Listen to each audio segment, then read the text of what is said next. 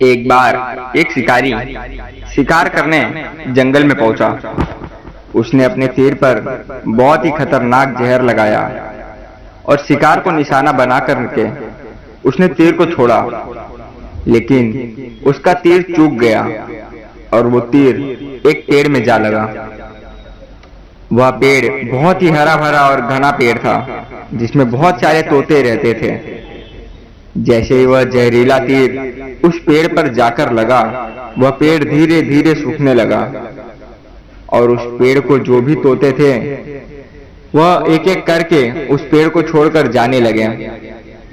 उस बड़े से पेड़ के कोटर में एक बहुत ही बूढ़ा तोता रहता था, जो बहुत ही धर्मात्मा था और अच्छे मन का था। सभी तोते उस पेड़ को छोड़कर जाने लगे थे, लेकिन वह बूढ़ा तोता दाना लेकर आता और उसी कोटर में बैठकर खाता था, परंतु उस पेड़ को कभी छोड़कर जाने के लिए तैयार नहीं था। बूढ़े तोतों के साथियों ने कई बार आकर उसे समझाया कि यह पेड़ सूख रहा है और किसी दिन गिर भी जाएगा, चलो किसी और पेड़ पर जाएं, परंतु वह बूढ़ा तोता वहां से जाने के लिए तैयार नहीं हो रहा था। अब यह बात देवराज इंद्र तक पहुंची।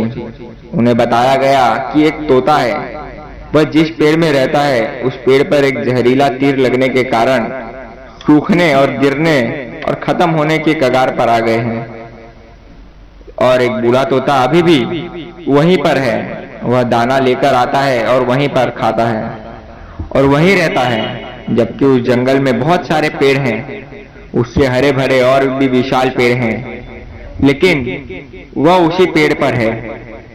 देवराज इंद्र प्रकट हुए और उस बूढ़े तोते से कहने लगे कि आप बहुत धर्मात्मा हैं, बहुत ही अच्छे मन के हैं, लेकिन आप इस पेड़ को छोड़कर किसी और पेड़ पर चले जाइए, क्योंकि यह पेड़ कुछ ही दिनों में गिर जाएगा।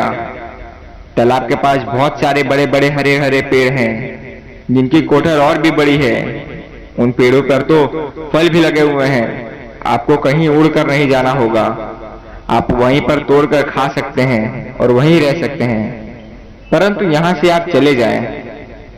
तोता बोला, माफ कीजिए, इस पेड़ ने मुझे जीवन दिया है, शिकारियों से मेरी रक्षा की है, हर मौसम में मेरा साथ रहा है। यह कोटर मेरा घर है, यहाँ मैं पला बड़ा हूँ। इस पेड़ को मैं छोड़कर कैसे जा सकता हूँ? इस पर संकट आया है तो क्या मैं इससे छोड़कर चला जाऊं? मैं ऐसा भी नहीं हूं, और मैं ऐसा कर भी कैसे सकता हूं? देवराज इंद्र तोते की इस बात से बहुत प्रसन्न हुए।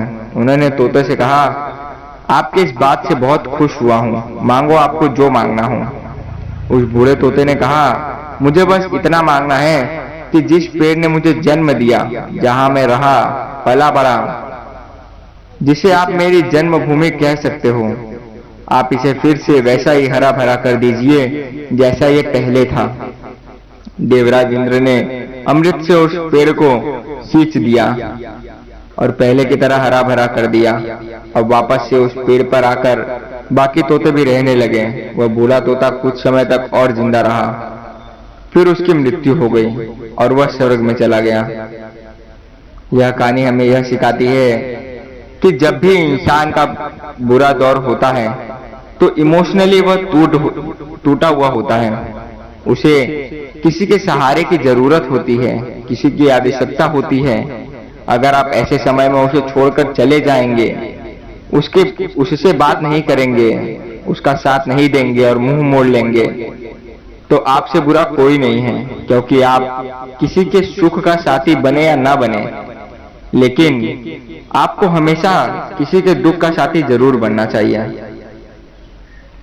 कैसी लगी मोटिवेशनल स्टोरीज, जो एक खुद में एक इंस्पिरेशनल है, हमें इंस्पायर करती है कि हमें कैसे रहना चाहिए, दूसरों के साथ कैसा बर्ताव करना चाहिए।